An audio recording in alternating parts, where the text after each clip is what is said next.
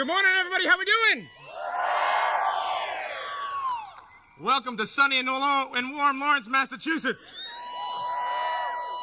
I am so honored and grateful to be with you guys. And I am so thrilled to be able to introduce the next President of the United States, Elizabeth Warren.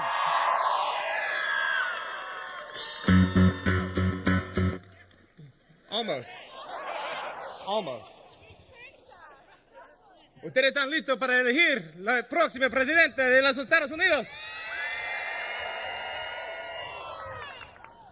Folks, I want to tell you for a second why I'm here on the very first day of this historic campaign. I'm here because I represent places like Fall River and Taunton and Attleboro. These are proud Massachusetts hometowns, like Lawrence.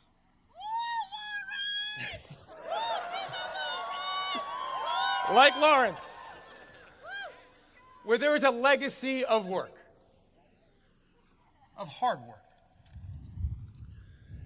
and where folks don't ask for much in return, just the ability to take care of the ones that they love, to do right by themselves and their families. And I'm here because their story is your story. It's a story that I've seen in McAllen, Texas, and Tampa, Florida, and in Charleston, West Virginia. In cities like Detroit, and Phoenix, and in South Bend. Communities that are full of grit and fight. And a country whose broken economy takes every single ounce of it for granted. A system that has made it difficult to be middle class, excruciating to be poor, and downright impossible to be poor and black, poor and brown, poor and female, poor and gay,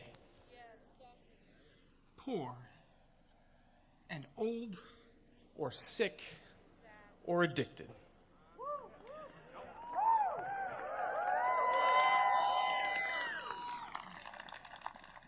Folks, today, we are a country of soaring stock prices and global profits and global force.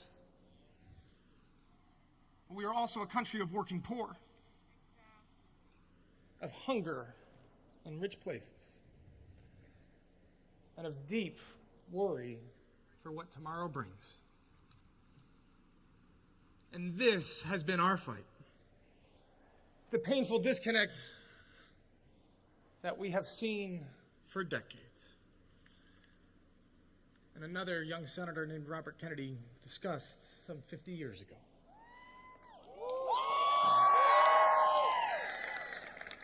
He said, our gross national product, if we judge the United States of America by that, does not allow for the health of our children, the quality of their education, the joy of their play.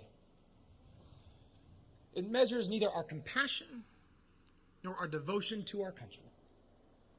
It measures everything, in short, except that which makes life worthwhile. And it tells us everything about America, except for why we are proud to be Americans.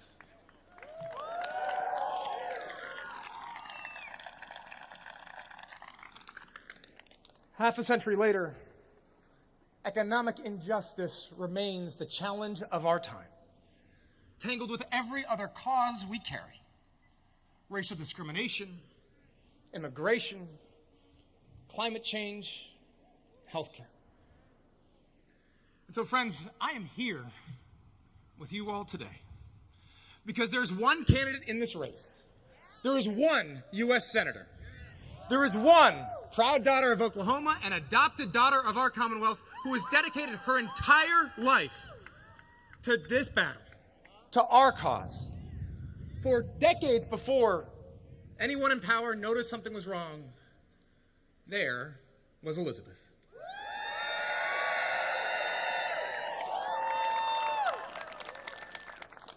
Before most Democrats stood up and said, yes, we passed the Civil Rights Act, and the Fair Labor Standards Act, and the Fair Housing Act, and even Dodd-Frank. But it's not enough. Before there was an editorial every day lamenting about economic inequality, Elizabeth Warren knew that stock prices don't offer a full accounting of our country's economic story. Medical bankruptcies, foreclosures, and paychecks are part of that story too. And the most powerful nation on earth, with the most powerful economy in human history, doesn't have to sacrifice people for progress.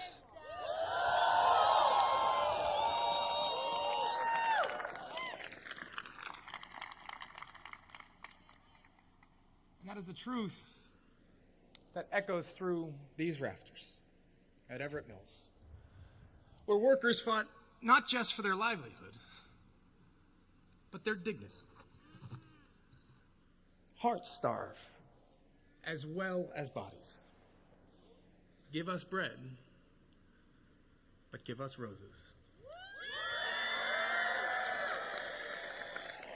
Small art and love and beauty, their drudging spirits knew. Yes, it is bread we fight for, but give us roses too. And ladies and gentlemen, that truth is the truth that has anchored Elizabeth Warren's career. I remember asking her years ago, why, of all things on earth, why bankruptcy? Of all the things you could have chosen, why bankruptcy? As a young student might say, why the incredibly complicated, arcane bankruptcy? And her response, because bankruptcy is about how our system treats people after they lose everything. When rock bottom comes. And the deeper meaning she took from that ours is a country of second chances, of redemption, of horizons that don't disappear when fate gives you a tough hand. That our national character is not measured by how high those soar, but by how we do when folks are broken, when they are on their knees, when they are empty, and when they want to rise again. In Elizabeth Warren's America, we pull them up. We fight by their side. We refuse to leave anyone behind. We will not splinter and we will not segregate. We refuse to accept a status quo that tells us that big things are impossible, that progressive dreams unreachable. And we reject a president who tells us that we are each other's enemy.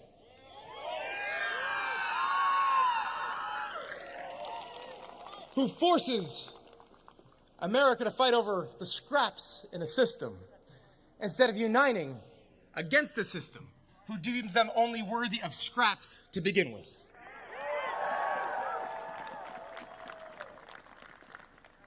And so I'm here with you today because this country, our country, needs a leader who will restore the solidarity that Donald Trump stole.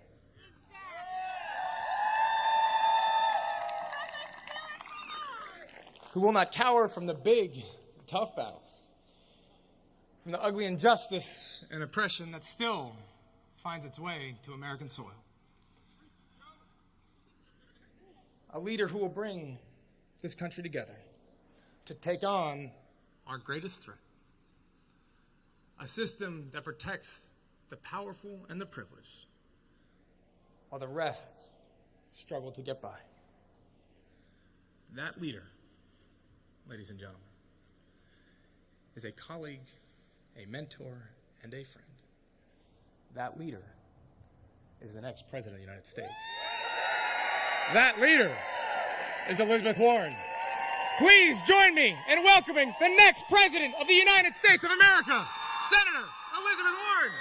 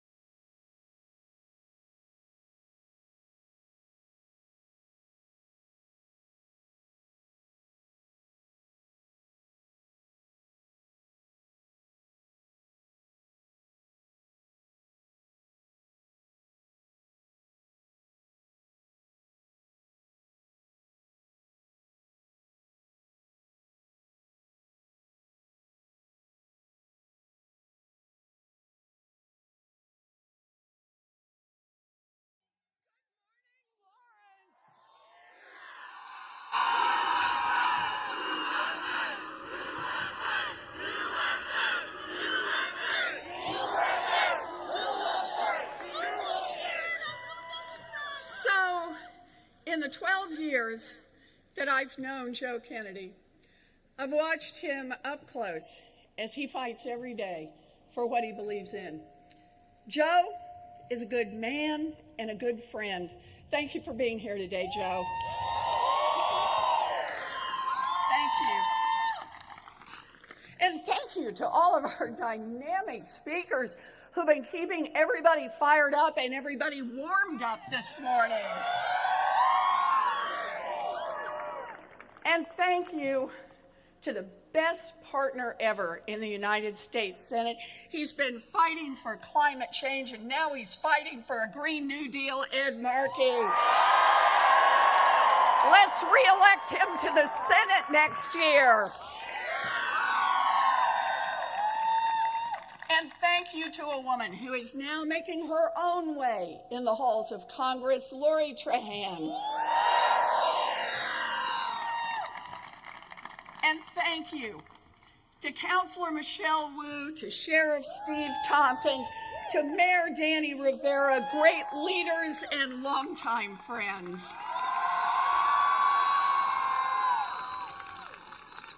And thank you to Karen Spilka and to colleagues in the State House and other local leaders, all of whom are with us here today. Thank you. And most of all, thank you. Thank you to everyone. I love you too. Thank you to everyone who's traveled here to Lawrence. I am deeply grateful that you came here on a cold and blustery day to be part of this announcement. Thank you. Thank you. So, I want to tell you a story. A little over 100 years ago, textile mills in Lawrence, like the ones behind us today, employed tens of thousands of people. Immigrants flocked here, think about this, from more than 50 countries for a chance to work in these looms. Lawrence was one of the centers of American industry. Yeah, business was booming. The guys at the top were doing great. But workers made so little money that families were forced to crowd together in dangerous tenements, and many lived on beans and scraps of bread. Inside the mills, working conditions were horrible. Children were forced to operate dangerous equipment. Workers lost hands and arms and legs in the gears of machines. 1 out of every 3 adult mill workers died by the time they were 25. And then, on January 11th, 1912, a group of women who worked right here at the Everett Mill discovered that their bosses had cut their pay. And that was it. The women said, "Enough is enough."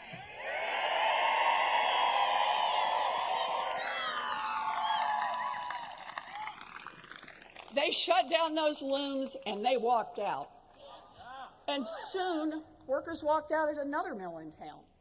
And then another, and then another, until 20,000 textile workers across Lawrence were on strike.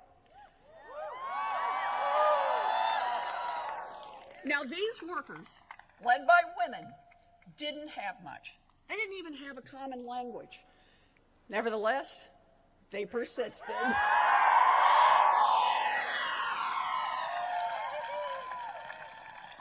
They organized, they embraced common goals, they translated the minutes of their meetings into 25 different languages, so that the English and Irish workers who'd been here for years and the Slavic and the Syrian workers who were new to America could all stand together.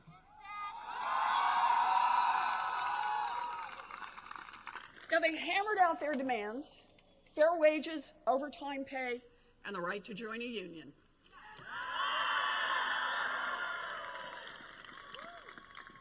Big businesses at that time called those demands a threat to the very survival of America. And the bosses were determined to shut it down. They spread rumors and fear about the strikers. One factory owner even paid a guy to plant sticks of dynamite around town so that he could frame the workers as a violent mob. The mill owners also owned city government. And city government declared martial law and called in the militia. Some strikers died in violent clashes with the police. Understand, it was a hard fight. Families that were already going to bed hungry had to make do with even less. They were cold, they were under attack, but they stuck together and they won.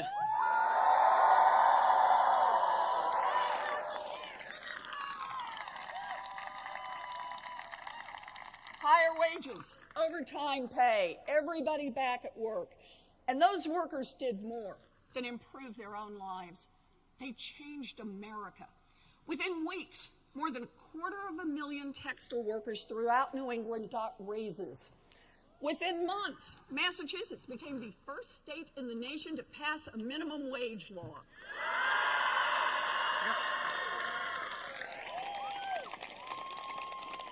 And today, there are no children working in factories. We have a national minimum wage and national worker safety laws. Workers get paid overtime, and we now have a 40-hour week. That's right. Because of the workers right here in Lawrence and all across the country, we have weekends.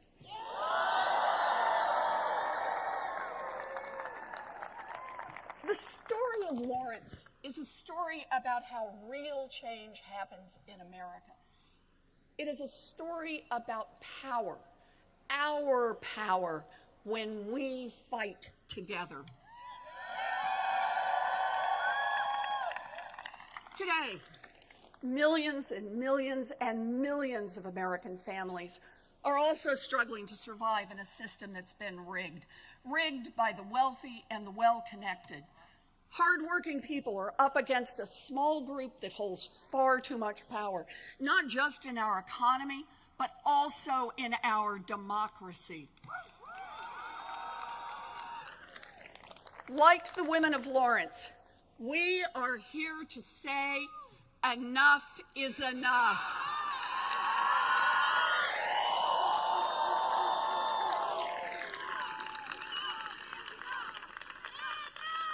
We are here to take on a fight that will shape our lives, our children's lives, and our grandchildren's lives just as surely as the fight that began in these streets more than a century ago.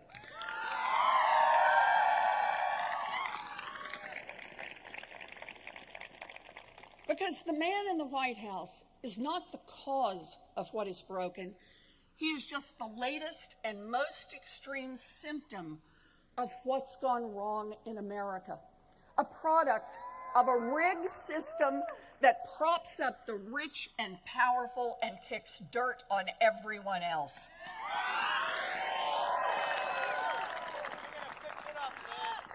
So once he's gone, we can't pretend that none of this ever happened. It won't be enough just to undo the terrible acts of this administration. We can't afford just to tinker around the edges, a tax credit here, a regulation there. Our fight is for big structural change.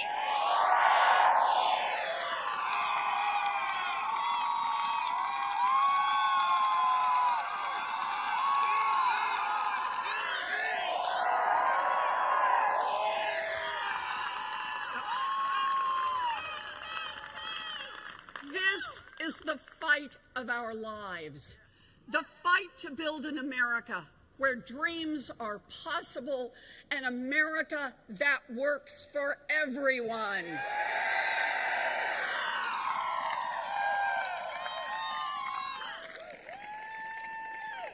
And that is why I stand here today to declare that I am a candidate for President of the United States of America.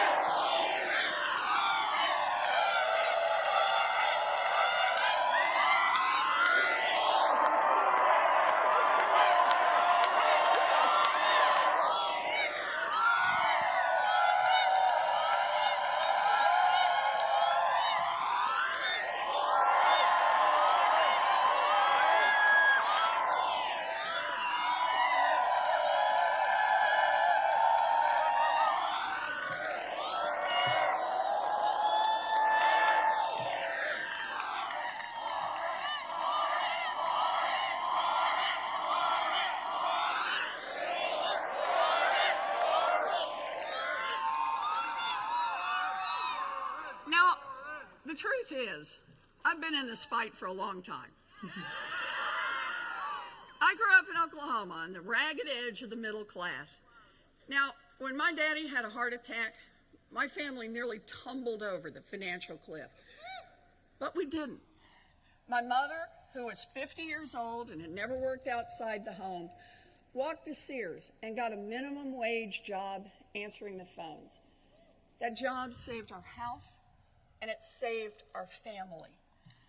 I ended up at a commuter college that cost $50 a semester.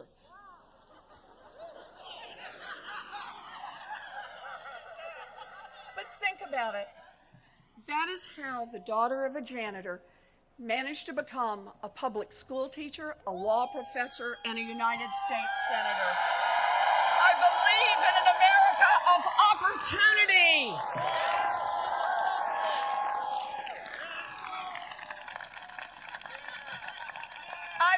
I've spent most of my life studying what happened to families like mine, families caught in the squeeze, families that go broke. And what I found was that year after year, the path to economic security had gotten tougher and rockier for working families, and even tougher and even rockier for people of color. I also found this wasn't an accident. It wasn't inevitable, no. Over the years, America's middle class has been deliberately hollowed out, and families of color have been systematically discriminated against and denied their chance to build some security. Now, it started very quietly. The richest and most powerful people in America, they were rich. I mean, really rich. But they wanted to be even richer, and they didn't care who got hurt.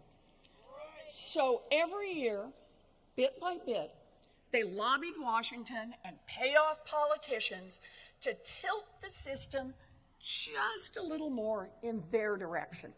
And year by year, bit by bit, more of the wealth and opportunity went to the people at the very top. And that is how today, in the richest country in the history of the world, tens of millions of people are struggling to get by. Since the early 1970s, adjusted for inflation, wages in America have barely budged. But the cost of housing has gone up nearly 2/3. The cost of college has nearly tripled. And 40% of Americans couldn't find $400 to cover an emergency. That is millions of hardworking people in this country whose lives would be turned upside down if the transmission fell out of the car or somebody got sick and missed a week at work. The middle class squeeze is real, and millions of families can barely breathe. It is not right.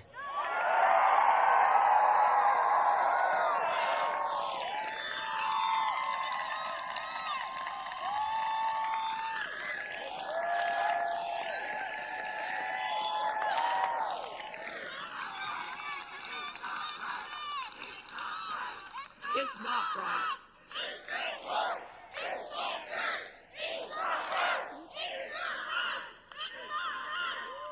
Now, this disaster has touched every community in America.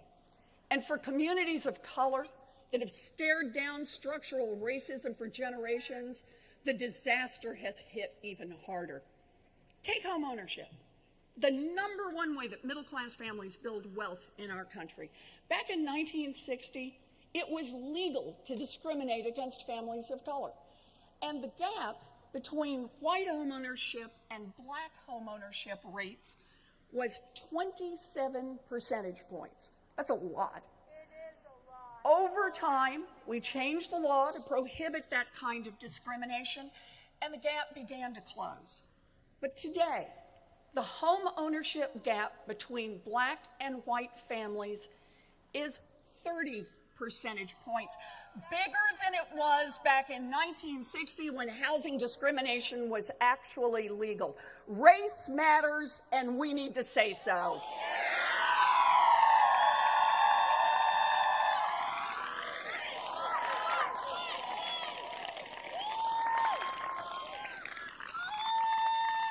And we can't be blind to the fact that the rules in our country have been rigged against other people for a long time. Women, LGBTQ Americans, Latinos, Native Americans, immigrants, people with disabilities, and we need to call it out.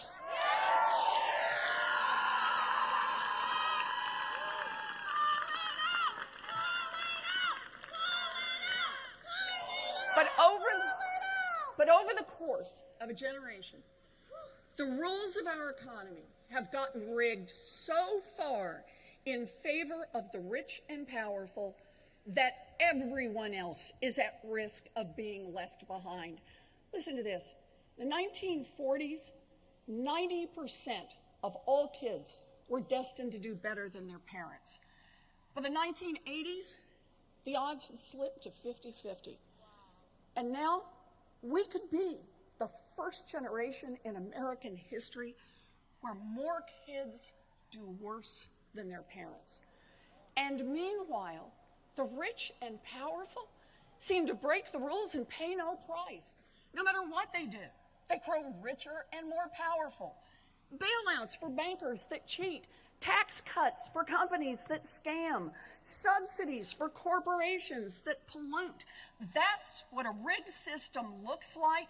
Too little accountability for the rich, too little opportunity for everyone else.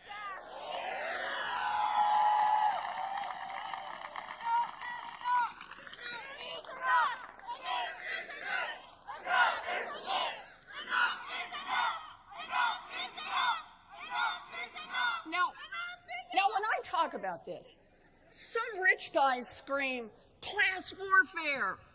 Well, let me tell you something. These same rich guys have been waging class warfare against hardworking people for decades. I say it's time to fight back.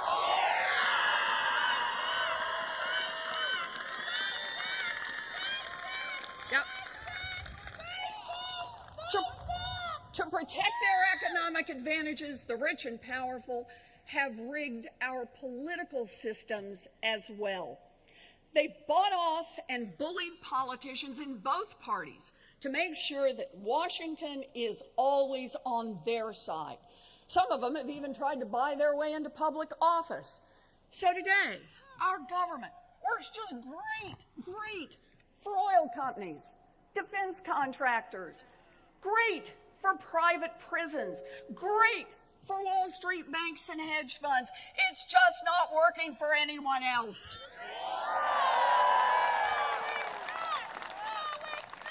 And when it comes to climate change, our very existence is at stake.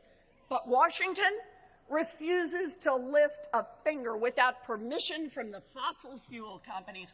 That's dangerous and it's wrong.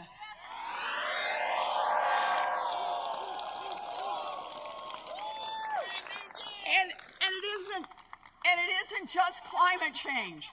Look at any other major issue in America. Gun violence, student loan debt, the crushing cost of health care, mistreatment of our veterans, a broken criminal justice system, an immigration system that lacks common sense and under this administration lacks a conscience.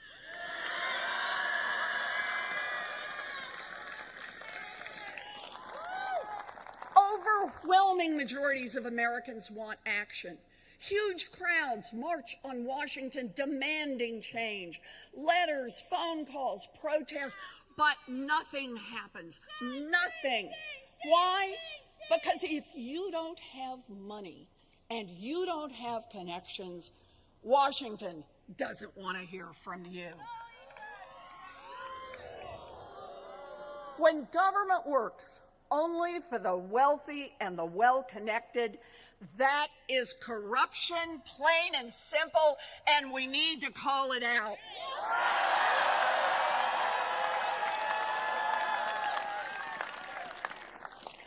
Corruption is a cancer on our democracy, and we will get rid of it only with strong medicine, with real structural reform.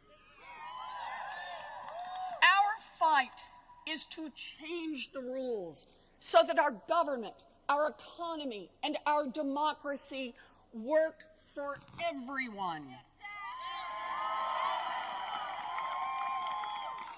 And I want to be crystal clear about exactly what I mean when I say that. First, we need to change the rules to clean up Washington and the corruption. Now, we all know the Trump administration is the most corrupt in living memory. But even after Trump is gone, it won't do just to do a better job of running a broken system. We need to take power in Washington away from the wealthy and well-connected and put it back in the hands of the people where it belongs.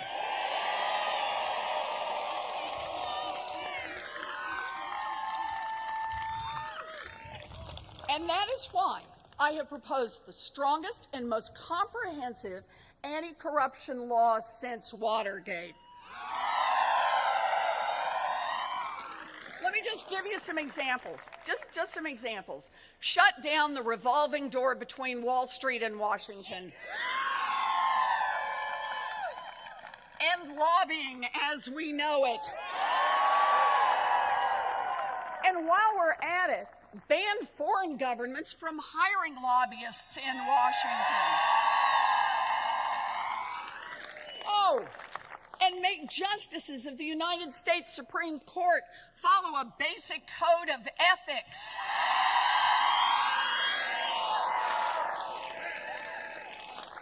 Ban members of Congress from trading stocks. How's that not already illegal? Oh, and just one more.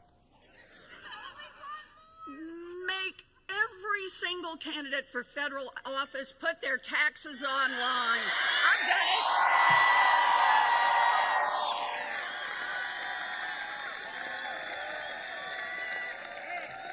Okay.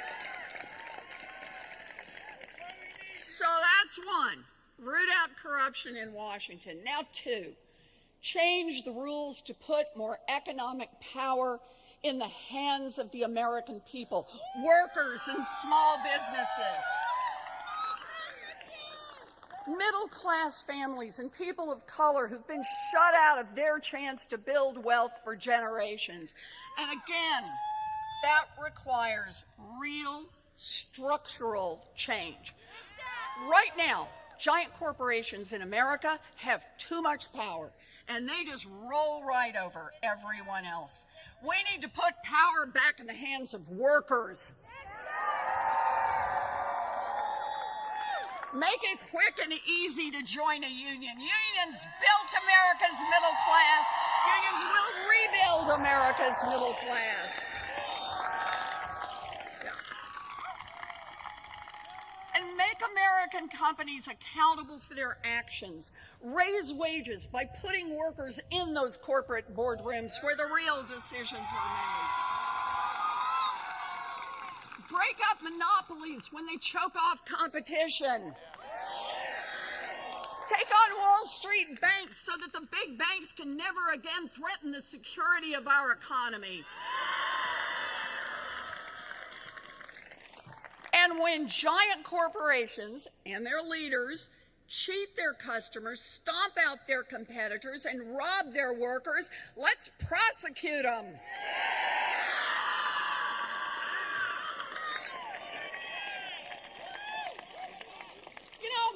And one more thing.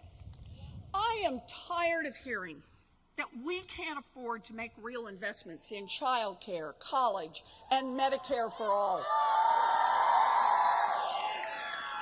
I'm tired of it. I'm tired of hearing that we can't afford to make investments in things that create economic opportunities for families. I'm tired of hearing that we can't afford to make investments in things like housing and opioid treatment. Can't afford to address things like rural neglect or the legacy of racial discrimination. I'm tired of hearing what we can't afford because it's just not true.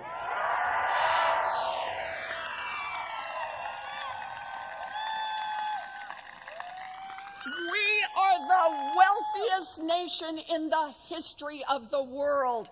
Of course we can afford these investments. But we need a government that makes different choices, choices that reflect our values. Stop handing out enormous tax giveaways to rich people and giant corporations. Stop refusing to invest in our children. Stop stalling on spending money, real money, on infrastructure and clean energy and a Green New Deal.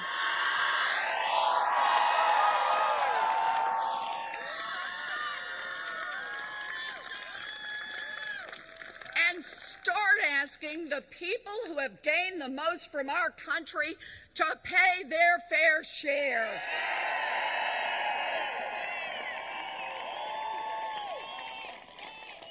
And that includes real tax reform in this country. Reforms that close loopholes and giveaways to the people at the top, and an ultra-millionaires tax to make sure that rich people start doing their part for the country that made them rich.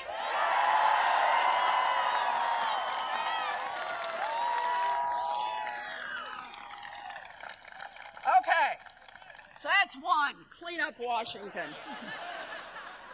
That's two, change the rules in our economy. And now three, change the rules to strengthen our democracy.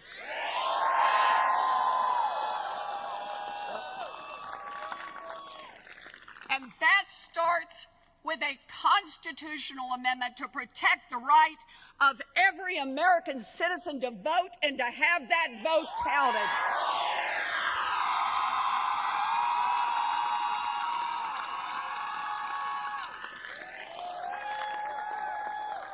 Oh, and that's just the beginning.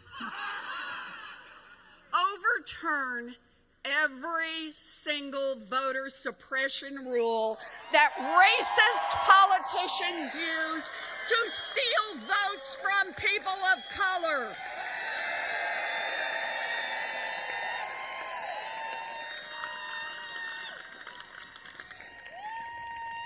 Outlaw partisan gerrymandering by Democrats or Republicans. And overturn Citizens United. Our democracy is not for sale.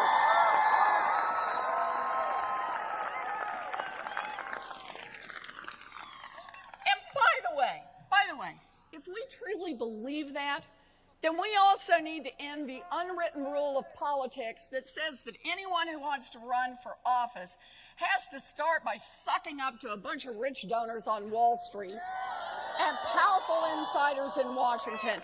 So, I'm opting out of that rule. I'm not taking a dime of PAC money in this campaign.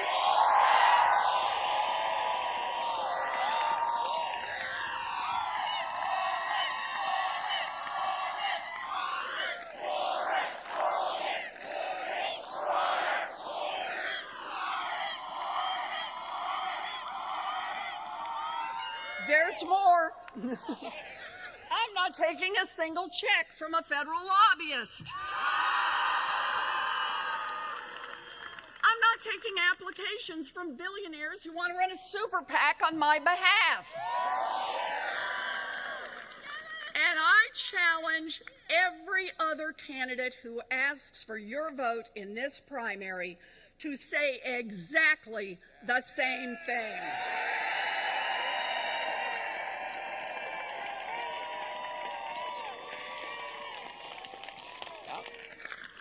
So, it's not just elections. Real democracy requires equal justice under law.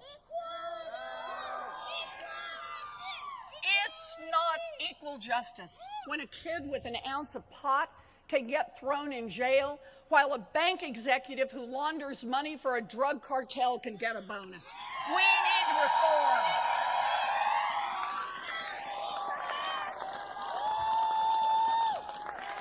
It's not equal justice when, for the exact same crimes, African Americans are more likely than whites to be arrested, more likely to be charged, more likely to be convicted, and more likely to be sentenced. Yes, we need criminal justice reform, and we need it now.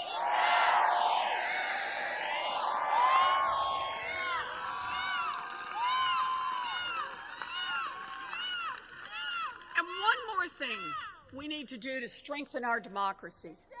We must not allow those with power to weaponize hatred and bigotry to divide us.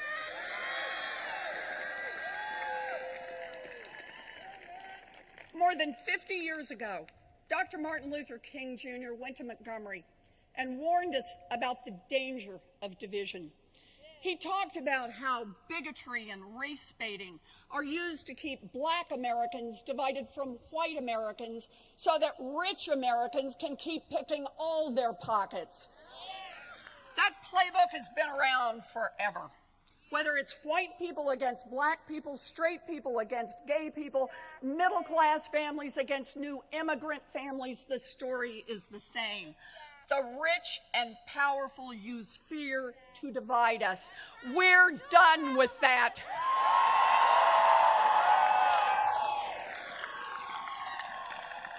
Bigotry has no place in the Oval Office.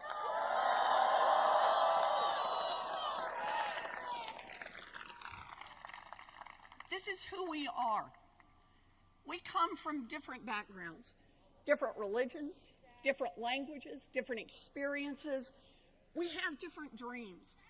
We are passionate about different issues, and we feel the urgency of this moment in different ways. But today, we come together, ready to raise our voices together until this fight is won.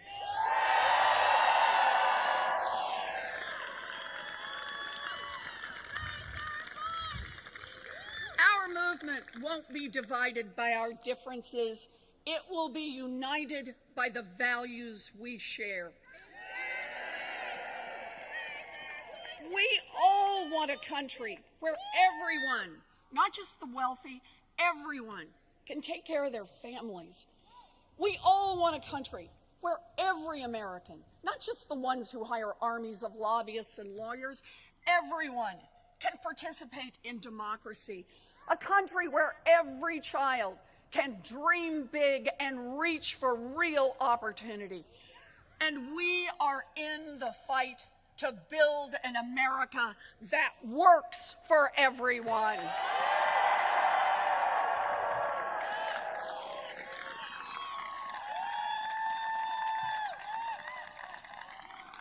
So look, I get it. This won't be easy. Now, there are a lot of people out there with money and power and armies of lobbyists and lawyers. People who are prepared to spend more money than you and I could ever dream of to stop us from making any of these solutions a reality.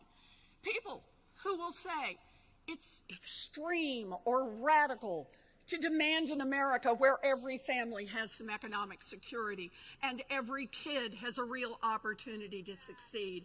And I say to them, get ready, because change is coming faster than you think.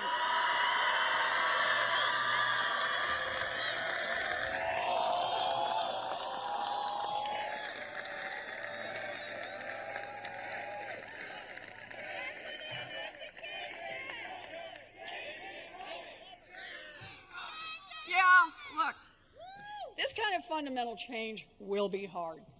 A lot of people, including some of our friends, will tell us it's going to be so hard it isn't even worth trying. But we will not give up. I want to tell you one last story. So when I was home with my first baby, I got this notion that I would go to law school. Now, it was a crazy idea, but I persisted. And it took me some time, but eventually I figured out the admissions tests and the applications, and I worked out how to pay my tuition, and I mapped out the 45-minute commute to the campus. And weeks out, I had just one thing left on my checklist: childcare. My daughter Amelia was nearly 2 years old, and I looked for childcare. I looked everywhere. I struck out over and over and over. So we're down to the weekend before law school was supposed to start, and I finally found this small place with a cheerful teacher and a nice little play area, and nothing smelled funny, and I could afford it. But the place would only take children who were dependably potty trained. So I looked over at Amelia.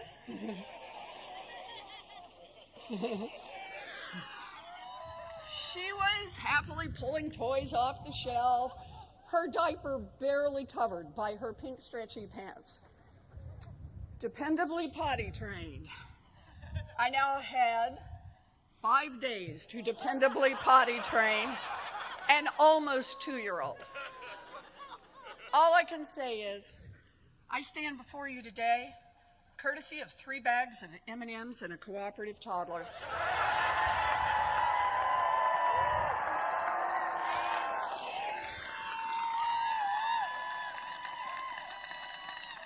And since that day, I've never let anyone tell me that anything is too hard.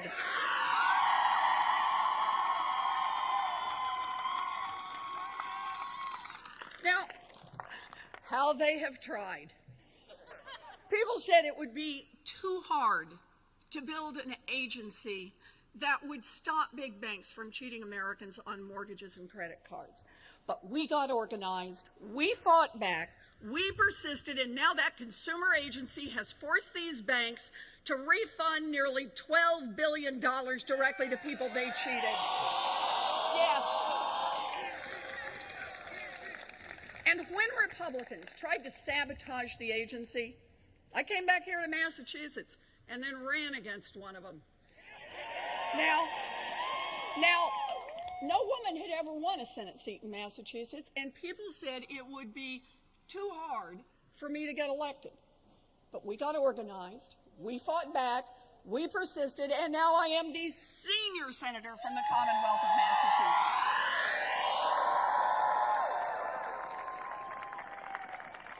So no, I am not afraid of a fight, not even a hard fight.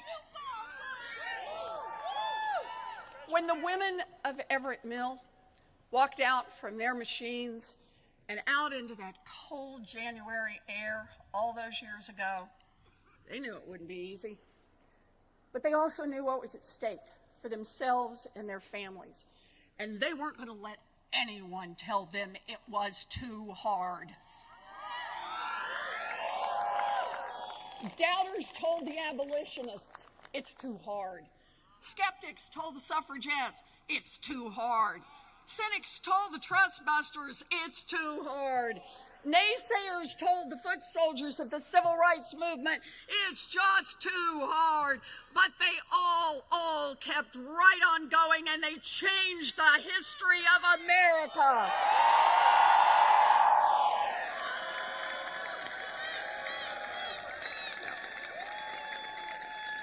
And sure, there'll be plenty of doubters and cowards and armchair critics this time around. But we learned a long time ago, you don't get what you don't fight for.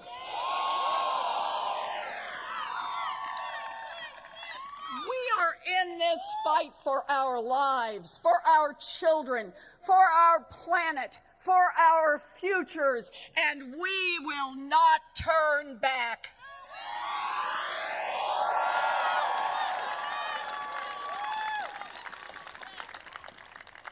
My daddy ended up as a janitor, but his little girl got the chance to be a public school teacher, a college professor, a United States senator, and a candidate for president of the United States.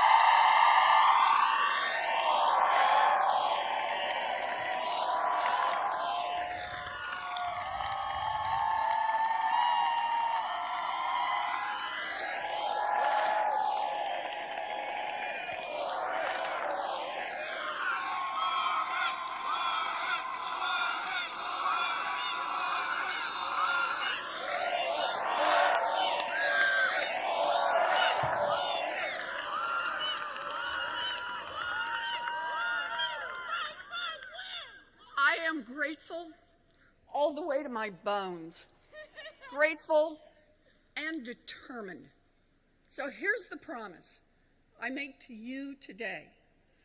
I will fight my heart out so that every kid in America can have the same opportunity I had, a fighting chance to build something real. I will never give up on you or on your children and their future. I am in this fight all the way.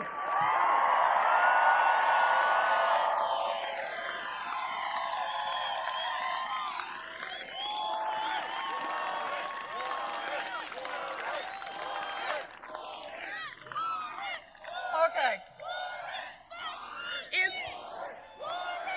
It's a long way to Election Day, but our fight starts here. And it starts with every one of you. It starts with your decision to get involved right now. So join us on ElizabethWarren.com. Help us organize, volunteer, pitch in $5. We need everyone in this fight. Everyone.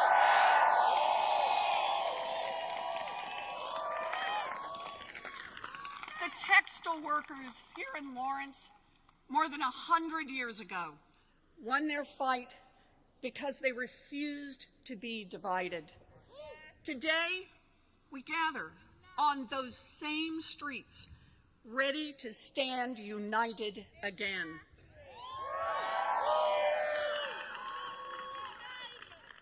This is our moment in history, the moment we are called to. This is our moment to dream big, fight hard, and win. Thank